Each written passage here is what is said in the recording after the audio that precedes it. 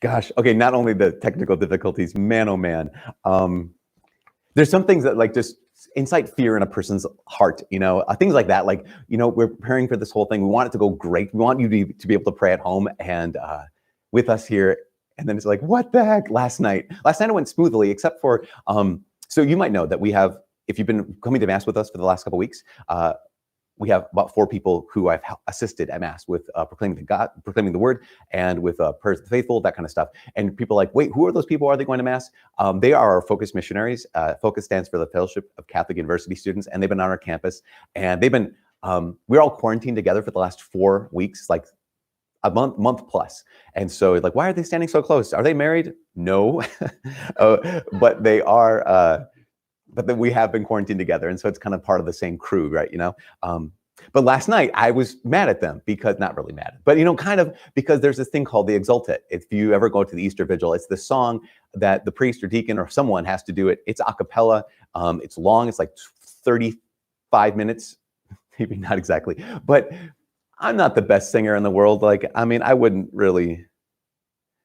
I would not win Gregorian Idol. We'll say that for the chant division last night. But so I realized, like, I used to think that I was a good singer, and then I heard myself recorded, and I was like, oh, that's what I sound like. I do not sound like I think I sound in my head. And because of that, I kind of developed a little bit of not a phobia. We'll call it a fear, Some people have fears of doing anything in public, like standing in public, going out in public. Some people have fears of speaking in public. In fact, you might have heard this, that the number 1 fear of Americans is public speaking. The number 2 fear of Americans is death. And so maybe you heard the Jerry Seinfeld thing where he said, if you go to a funeral, if that's true, if you go to a funeral, you'd rather be the one in the casket than the one giving the eulogy. But we have fears. And we have pains, and all of us, we have real, genuine fears right now. Like real, genuine fears. Like death is it's a genuine fear.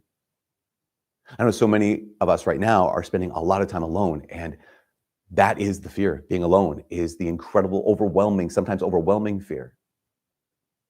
And because of what we're going through right now, it seems like this fear upon fear, we not only have death, we not only have people dying, but we have many people who are dying alone. And the question comes back, like, what do you do with that? Like, how do we face that? Not just death, and not just loneliness, but even those 2 things together. How do we face this fear of dying alone? And I think one of the ways is we recognize today. We not just recognize today. We acknowledge, we profess the faith of today, which is that Jesus Christ has conquered death. The resurrection changes everything. Let's say that again. The resurrection is the one thing that changes everything. Because up until this point, I find Jesus interesting, but I can still ignore him.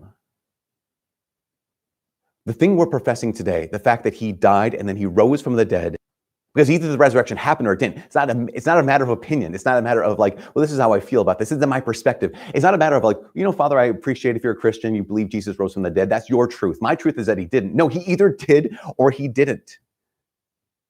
See, that's the thing I love about being a Catholic Christian. Our faith is not based off of a feeling. It's not based off of a myth. It's not based off a legend. It's based off of a fact. You guys realize this. If you're a Christian, you have the only historical religion in existence. That we don't merely base what we believe off of a philosophy. We base what we believe off of a fact. Our faith is based off of facts. And that's what even St. Peter says in Acts chapter 10 today. St. Peter is saying, he's not saying like, hey guys, we all, we think this could be true. We think this could be our opinion. We think this could be a nice idea or a wishful thinking or a way to cope with fear in the face of death or in the face of loneliness. St. Peter says, no, he says, we saw him. We were witnesses. He used that word. He uses it a bunch in Acts chapter 10. He says, we were witnesses. We were witnesses of his life. We were witnesses of his death. And we were witnesses of the fact that he rose from the dead. This isn't just a feeling. This isn't just a legend. In fact, think about this. Peter didn't say, well, a long time ago in a galaxy far, far away, this random thing happened to someone you've never heard of, you've never known, to people whom you never heard of, never known. Some people will say that, well, Christians might have invented the resurrection decades after Christ or centuries after Christ. Actual scholars have pointed out that the earliest creed, the earliest profession of this fact, of this faith, dates back not to hundreds of years after Christ, not decades after Christ, months after the resurrection. Within mere months of the resurrection, there was already among Christian people a creed proclaiming this fact. And that's why St. Peter says, I saw this. He doesn't say, I saw it. He says, we saw this. Like, don't just take my word for it. Take the word of all these other people. And yet, let's hold on. Who are these other people? Who are the other witnesses? I mean, they weren't the best human beings in the world. They weren't necessarily the people that you would say, they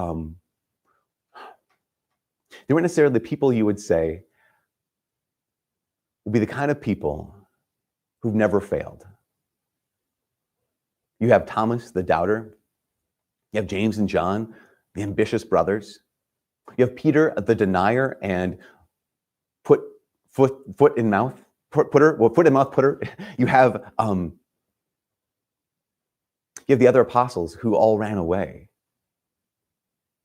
You have Mary Magdalene. In today's gospel, Mary Magdalene, who Jesus had to deliver. She was possessed by, I think, 7 demons, and Jesus had to exorcise her. So even think about Mary Magdalene. I mean, if they had made this story up, if it didn't happen, they would have not included the fact that Peter denied Jesus. They wouldn't have included the fact that Thomas doubted. They wouldn't have included the fact that James and John were ambitious.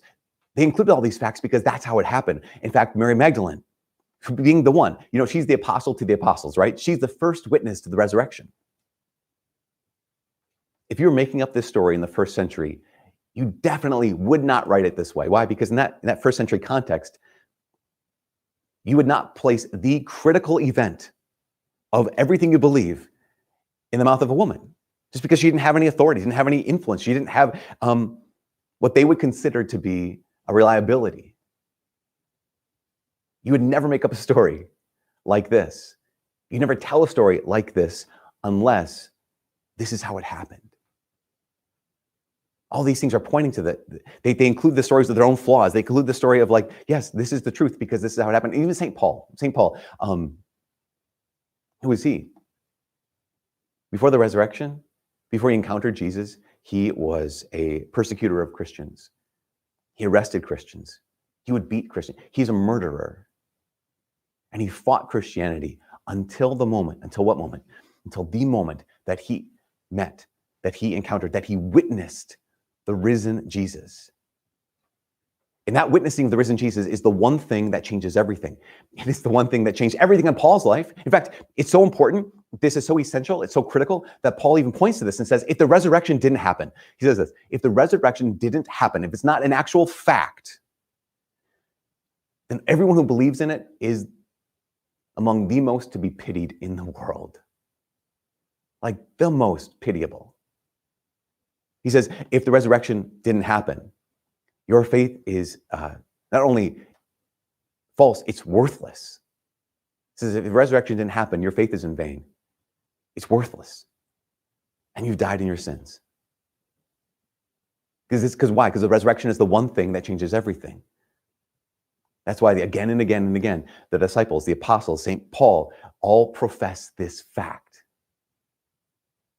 And again, 1 Corinthians chapter 15, Paul says, he throws down the gauntlet. He's like, okay, this is not just, again, not a feeling, not a philosophy, not a legend.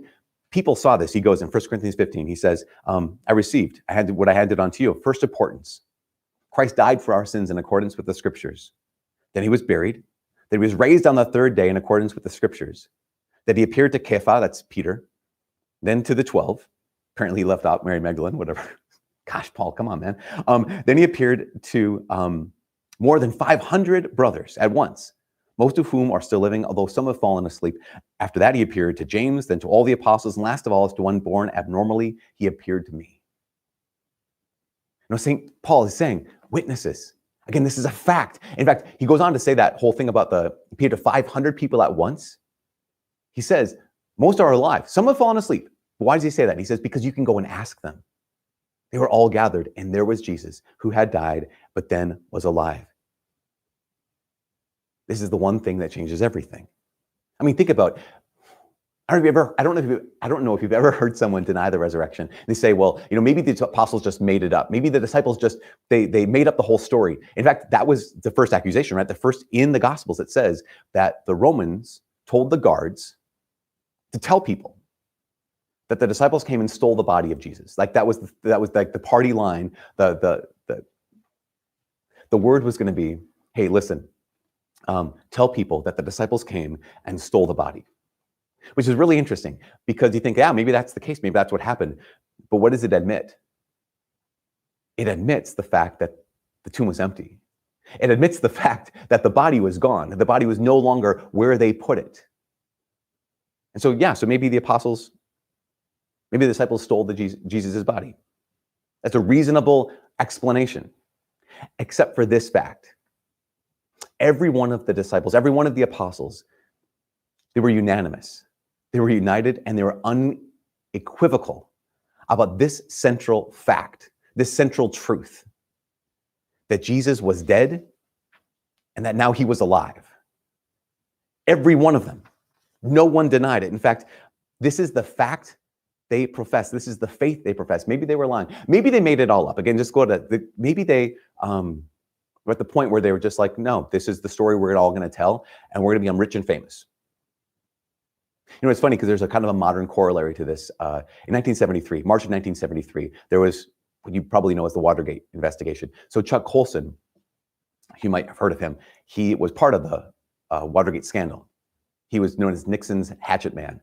And he tells the story because afterwards he became a Christian. He tells the story, he says that when all this broke in March 1973, there were about a dozen men surrounding Nixon who were part of the scandal, part of this part of Watergate. And he says that they all agreed that they would cover it up. They all agreed, here's what we're going to say. They all agreed that, no, listen, and these were powerful men, these were intelligent men, these were successful men, these are, according to Colson, a dozen of the most influential human beings in American politics. And they all agreed, this is what we're going to say. Within days of this, a man named John Dean cracked and turned state's evidence. And he said the reason he did it is to save his own skin. That was John Dean at first. And then within less than 3 weeks, just over 2 weeks, every single one of these dozen men had turned state's evidence. They all broke down and told the truth. That was the most powerful men in America in the 70s. Just to save their own skin, they told the truth. The apostles, what did they get? If this was a lie, what did they get for their lie? Well, you have Peter and Andrew, the brothers, both crucified. You have St. Paul, who was tortured multiple times and beheaded. You have Thomas, the apostle, who in India was stabbed to death with a spear. You have Matthew, the tax collector, who was stabbed to death with knives. You have James, who was beaten to death with clubs. You have Matthias, who replaced Judas, who witnessed the resurrection. Matthias witnessed this. He was burned alive. The only apostle who wasn't killed for professing what he witnessed, professing this faith, professing this fact, was John the apostle. And John wasn't martyred, but he was boiled alive in oil. And every single one of these apostles, every single one of these witnesses, even at their last moment, were unanimous, unified, and unequivocal, but professing this fact, their faith. Because here's the thing, it is one thing to profess the faith, it is another thing to persevere in the faith. Their witness proves what they witnessed to. Their perseverance proved what they professed. That they hadn't made it up, that the resurrection is as real a fact as the fact that the sun comes up every morning. And this is what you and I are called to profess as well. This is what you and I do profess as well. This is why we're on the internet right now on a Sunday morning, because we profess the fact of the resurrection. And this is faith. C.S. Lewis, he became a Christian, but earlier in his life, he was an atheist. And he said that when he was an atheist, he never understood how Christians would talk about faith as a virtue. It's like, it doesn't make any sense to have faith as a virtue. He says, because why? Because if something is true, if something's a fact, there's nothing morally good about believing it. If something's a fact, there's nothing morally good about professing it. It's just like, it's true, so you believe it. But then he said he became a Christian, and he realized that it is one thing to profess the faith, and it is another thing to persevere in the faith. Because here we are right now, professing our faith, professing this fact. And maybe right now, it's kind of easy. We always know that the day comes when I don't want it to be true. Working on college campus, we have this experience, right? You have a high schooler who they know the fact of the resurrection. They know the fact of Christianity. They know the fact of Jesus. But then you get all this freedom on campus. You get this anonymity on campus, and you're like, I don't want this to be true, because if it's not true, I can do whatever I want. If it's not true, I can live however I want. And there's this desire sometimes when I don't necessarily want to persevere in the faith. I don't necessarily want to live out this fact. It's hard to do that because we also know that the day comes when it's inconvenient.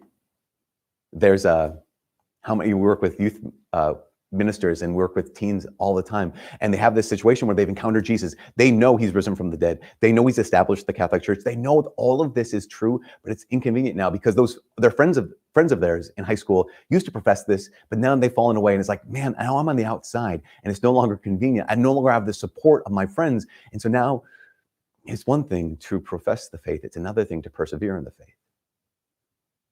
Because there are some truths that make no difference to my life, and there are some truths that make all the difference. I know you probably, when it comes to your lives, when it comes to your work, you're going to be so busy. When it comes to all the demands that are placed on you, all the responsibilities that you have, like, man, there's so many people who count on you, or maybe you find yourself in a place where it's just like, I don't know where God fits. There's some truths that make no difference in our lives, and there's some truths that make all of the difference. The resurrection is one of those truths. It has to touch my work, has to touch my responsibilities, has to touch my family. Because there are some truths that demand something of me. There are some truths that ask something of me. And the resurrection is one of those truths. The resurrection is one of those facts. The resurrection is the one thing that changes everything. Because even in a time of fear, the resurrection changes everything. Even in a time of uncertainty, complete uncertainty, the resurrection changes everything. Even in the face of dying alone, the resurrection is still true. And so we profess the faith. So we persevere in the faith. So we're witnesses, just like the apostles, they were witnesses. And I think, remember, all of them had time to change their mind. They all had time, if it didn't really happen, they all had time to recant. But they were unanimous. They were unified, and they were unequivocal about this fact. The resurrection happened. And they all died. The resurrection was still true. They all died, and the resurrection is still true. Here's an interesting thing. It's something I've been praying about for the last while now. I don't know if you've ever thought about this or ever realized this, but every single one of the apostles, not only did they die, they all died alone. Every one of them died alone. Right now, that's what so many of our family members face. That is what so many of our friends are facing. That's what so many of us are facing. Death and loneliness. And yet the resurrection is still true. And that's why we profess this faith today, so we can persevere in this faith tomorrow. That's why we profess this fact today, so we can persevere in this fact tomorrow. Because if this is true, then it's all true. This is the one thing that changes everything. If this is true, if the resurrection is true, then God knows your name. He actually does know your name. And he loves you. If the resurrection is true, then God has not forgotten you. He's with you. If the resurrection is true, then Jesus really does give us his body and blood in the Eucharist. Even if you can't get to Mass, if the resurrection is true, then Jesus is the one who said, I am the bread of life. This is my body. This is my blood. That's true. If the resurrection is true, then Jesus Christ has given his priests the ability to forgive sins. And you don't have to die in your sins. You don't have to die hopeless. You don't have to hold on to them. You can actually hand them over to the Lord. Jesus Christ established a church on this earth. When in Matthew chapter 16, he said, and you are Peter, you are a rock, and upon this rock I will build my church, and the gates of hell will not prevail against it. And you're part of that church. If this is true, if the resurrection is true, Jesus Christ established a church, he established a family, and you are part of that family. And one of the things that means is there's no place on this earth that you can go where you're going to be alone. There's no place, even in your home, where you can be where you're totally alone. There is no place, the ends of the earth, you could find yourself. There's no place you could ever go where you're abandoned. Because if you belong to him, if the resurrection is true, then you belong to him. If the resurrection is true, then none of us walk alone. None of us live alone. If the resurrection is true, even if we die, none of us die alone. Because this is the one thing that changes everything. This is the fact that we profess. This is the fact that we persevere in. Jesus Christ has conquered the grave. And he will never leave you alone.